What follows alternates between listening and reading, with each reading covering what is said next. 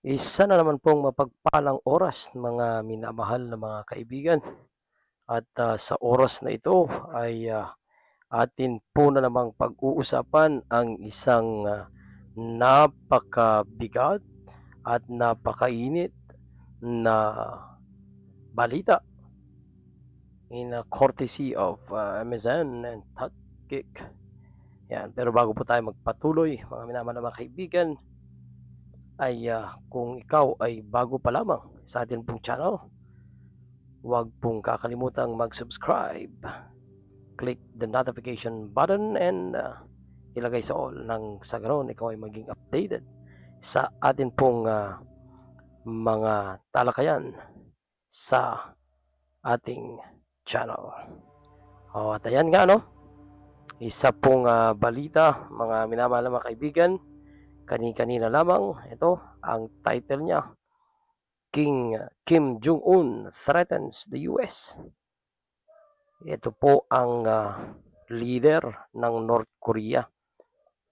At abangan natin, titignan natin mga minamahal na mga kaibigan kung bakit ginawa ito ni President Kim Jong-un to threaten the US. Atin pong pag-usapan yan sa oras na ito. Okay. Sabi dito, Kim Jong-un has reiterated his determination to develop unlimitedness nuclear arsenal to counter the growing cooperation between the United States and South Korea. No?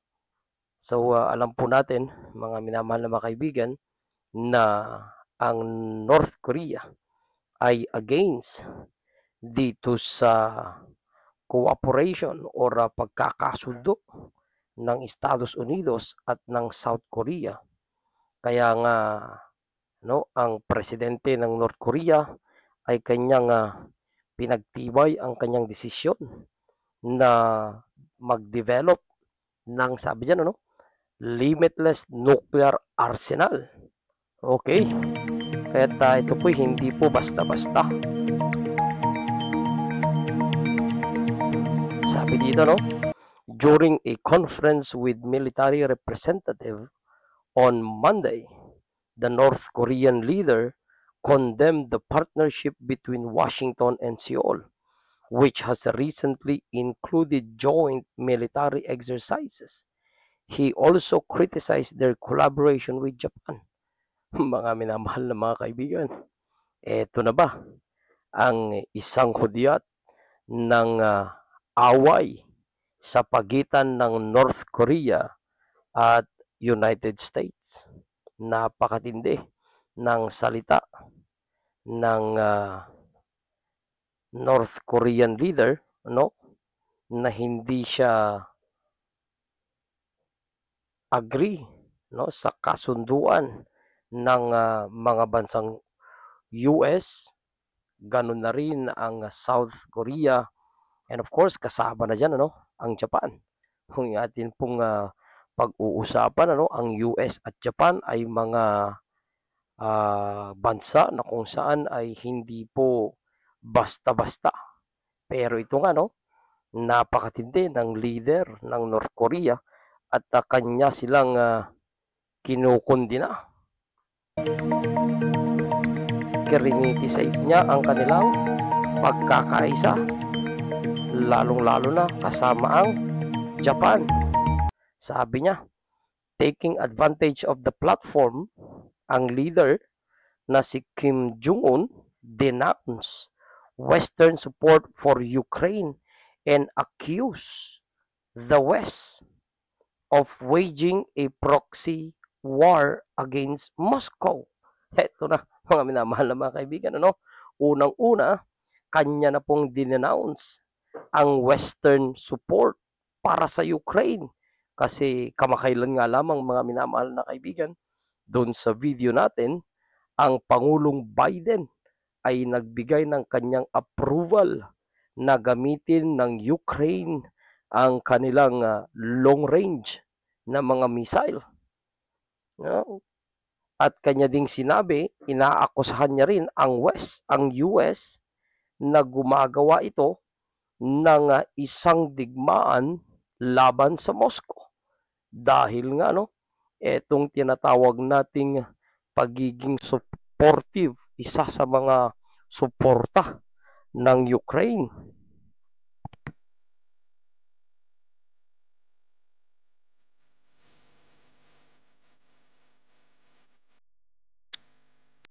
To date, Pyongyang has developed 12,000 personnel or deployed 12,000 personnel to Russia in support of Vladimir Putin. North Korea, a close ally of Moscow, could send additional troops in the future. However, during the conference, Kim did not address his militarist involvement in Russia. Ito po ay isa ring balita ng pagpapadala itong kamakailan lamang ng ating leader ng North Korea ng ayon sa balita 10,000 to 12,000 personnel sa Russia bilang kanyang pagsuporta dito at pagpapakita ng kanyang pakikiisa sa laban ng Russia kontra Ukraine. So makikita natin ang mga bansa ang US kasama ang Ukraine at ito naman ang North Korea kasama ang Russia, ang mga matitinding bansa lalong-lalo na sa larangan ng digmaan. At sabi dito mga minamahal na mga kaibigan ang suporta ng leader ng North Korea na si Kim Jong-un.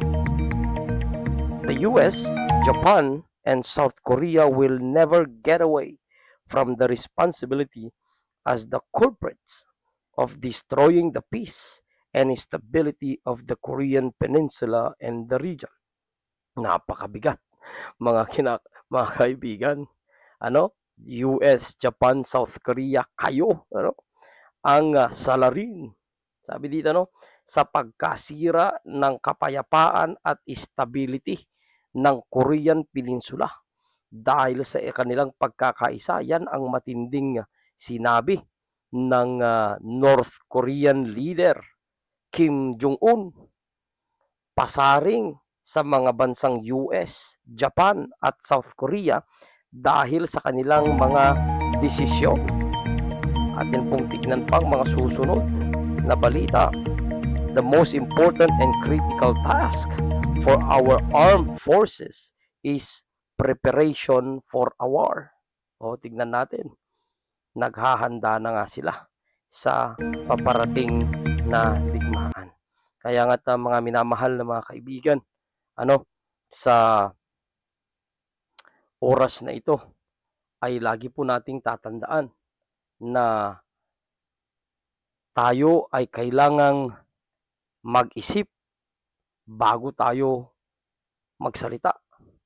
Tayo ay kailangang mag-isip muna kung ano ang mga bagay na kailangan nating gawin, sabihin, kasi ang mga sinasabi natin ay pwedeng maging mitsa ng isang digmaan. Kaya ikaw kaibigan, para maging updated ka sa lahat ng ating talakayan, atin pong talakayan sa gabing ito ay surface or introduction lamang ng isang matinding talakayan sa susunod na mga segment ng atin pong programa, Talks with Glenn.